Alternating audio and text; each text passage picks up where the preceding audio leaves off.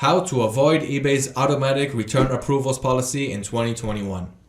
Recently, eBay started to automatically approve return requests made by the buyers, which means they're approving the return request, uploading a print label on your behalf, and they end up sending the product to your doorway because they're using your return address, which is not typically a good thing for us dropshippers. But do not worry, because in this video, I'm going to go over exactly what that means and what you need to implement in your stores so that eBay will stop automatically approving the return requests. So just watch this quick intro and let's begin.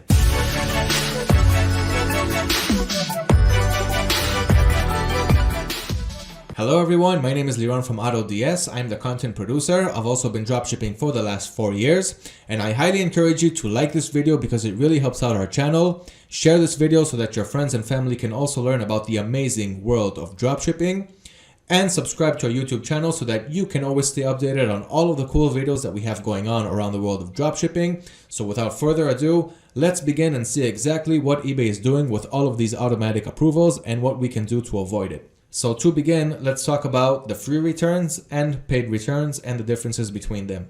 So in your business policies, you have your payment policies, your return policies, and your shipment policies.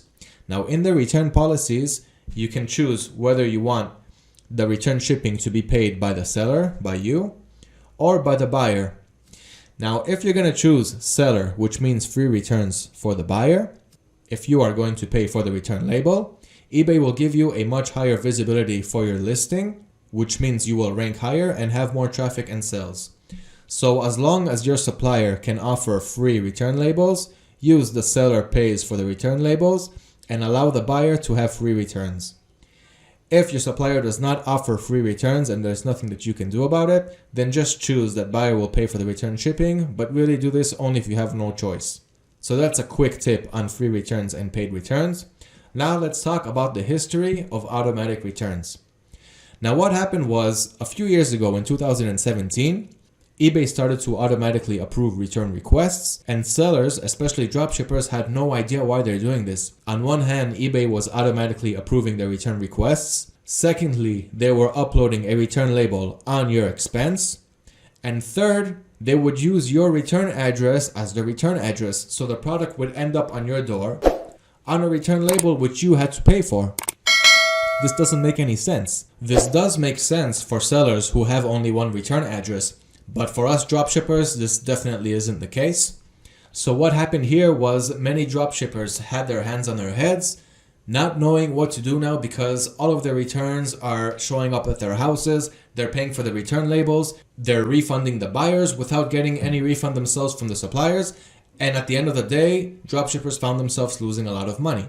But as you may well know, with every problem that arises in the world of dropshipping throughout the years, the dropshippers always find solutions and everything always ends up working out. So let's see exactly how this one worked out. So once again, it all began with this announcement that eBay made beginning of October 2017. Return requests may be automatically accepted to make the return process easier for you and the buyers, which isn't the case for us dropshippers. So what did we do? The first thing that we did at AutoDS was we created a blog to help you find a solution, a quick solution to this problem. And this quick solution was to go inside your address settings on eBay and change the name to Returns Department, change the street address to Do Not Ship to This Address, Wait for My Message, instead of whatever address you had. And then check and save that as your primary address. So now, instead of having your address as the return address, this time when a buyer opens a return request and eBay automatically approves it, the buyer will see Do Not Ship to This Address. So they won't ship to that address. They're going to wait for you to contact them, or they will contact you themselves and ask for a return label. So this was a good temporary fix. It helped fix about 90% of the orders, but buyers and sellers were still having a real hard time handling their return requests this way because it was just a temporary solution and it's still not 100% and it's still a little bit confusing to some. So what happened was, once again, to every problem that comes up in the dropshipping industry, we always find a solution. So there was a solution to go inside your eBay seller preferences and check in the RMA box at the bottom of the page. If you need the link to your return preferences page, just check out the links in the comments below this video and in the full blog that's below this video, because there's much more information there than what I'm talking about in this video. So if you click on the seller return preferences, you'll be taken to the eBay return preferences page, which looks like this. All you have to do is scroll down all the way and click in that RMA number box. Once you click in this checkbox, you'll see that it's on. Once it's on, you'll know for sure that eBay will stop automatically uploading return labels on your expense. If you're not sure if eBay is automatically accepting the return requests and uploading labels on your expense, one way to check it out is by seeing the emails that they're sending you on every return request. Because on each one, they have an explanation of exactly what they're doing there. Now, since I have a couple of eBay stores myself, I can show you live examples of the emails that I got on both scenarios. So on the first scenario, I would get an email. The buyer is returning this item. The buyer with his name is returning the product's name. This return has been automatically approved and we've asked the buyer to send the item back. That's fine. But the next sentence is what says it all. After the buyer ships the item, we'll share the tracking information with you. eBay will tell me what the tracking number is, which means they are the ones who provided the return label here, which is not what we want. Now, once you activate that RMA checkbox number that I showed you, the next time you'll have a return request, the email will look like this. Return approved, just like we saw with the product's name. The buyer with the buyer's name is returning the product's name. This return has been automatically approved and we've asked the buyer to send the item back. That's fine, but what's the next sentence? See the request details and be sure to provide a return label by October 1st, 2020 or whatever date. This is how you know that eBay is giving you the option to provide a return label, which means you have that RMA checkbox checked in and everything is fine. They will never upload print labels on your expense. And so this is how you know that they are not doing it automatically for you. So this was the unofficial solution to have eBay stop automatically provide return labels on your expense.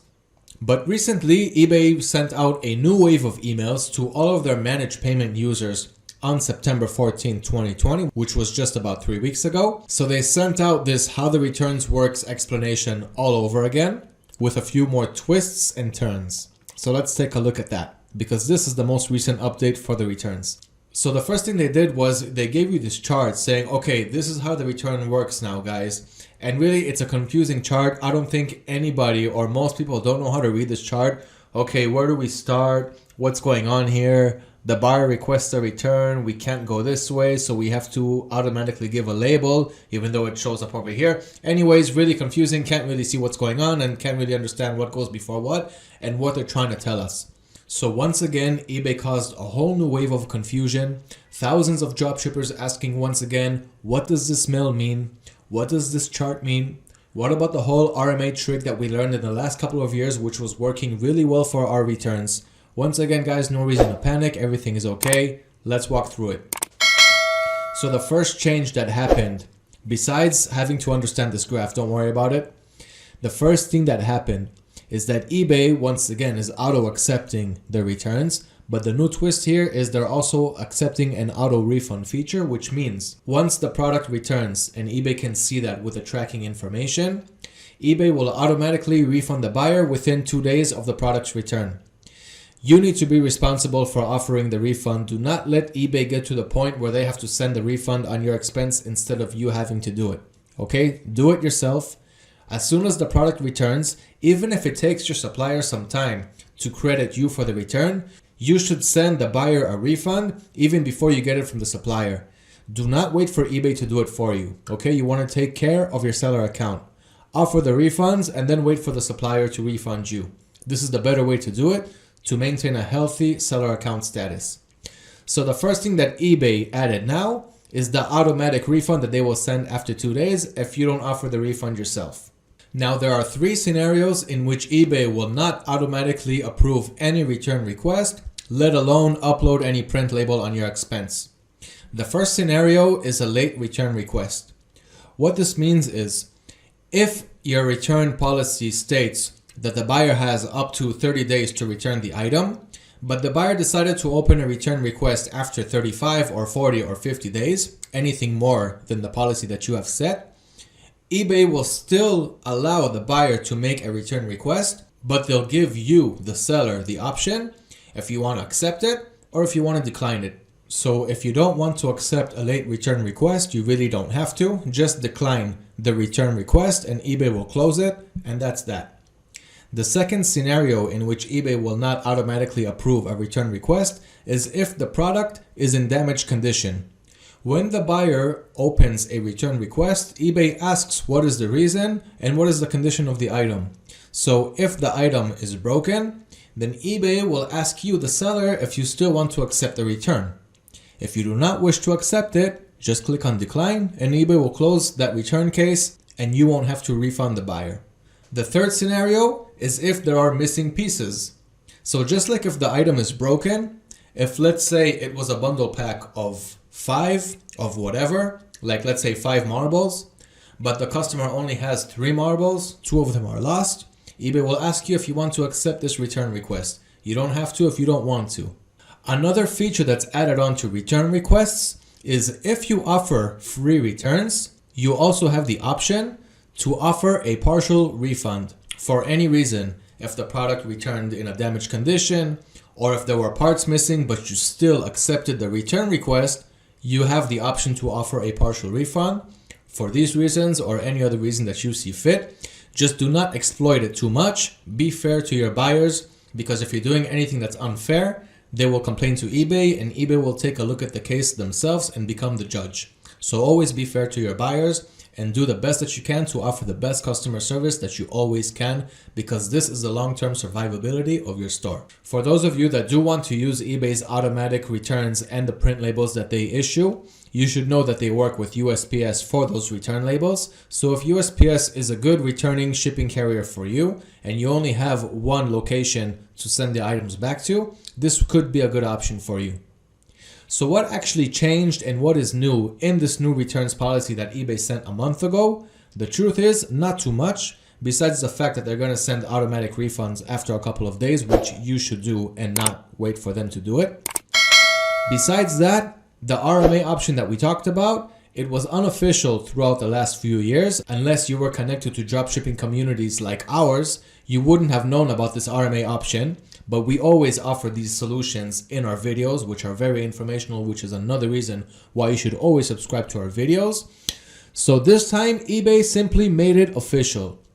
They came out and said, let me just show you guys. Here's eBay's official solution. We'll click on that. It's all on the blog below, like I mentioned earlier. How the returns work. So you have your frequently asked questions. And the last question, I have a return address that is different from the address from which the item was originally sent. How can I make sure that an item is sent back to the correct location? In cases where you want the buyer to send an item to a different location, different from the one that you sent it, you will have the flexibility to specify the location where you set the rules in your return preferences, which is what I showed you guys just a few minutes ago. So that's all there is really to it, guys. Once you add that RMA checkbox option, which is now an official solution from eBay, which took them only 3 years to come up with the solution for us. Luckily, there's dropshipping communities and valuable information going around. But until then, this was an unofficial solution, and now it's official. So that pretty much sums up everything that you need to know about return policies. I know that it was not a short video. This is a very sensitive subject, and there's always a lot to learn. I encourage you to read the full blog below. And don't forget to like this video because it really helps out our channel. Share this video so that your friends and family can also learn about all the cool advantages of dropshipping. And subscribe to our YouTube channel so that you can always stay updated on informational videos like this, because I upload them a lot. Until next time, guys, bye bye.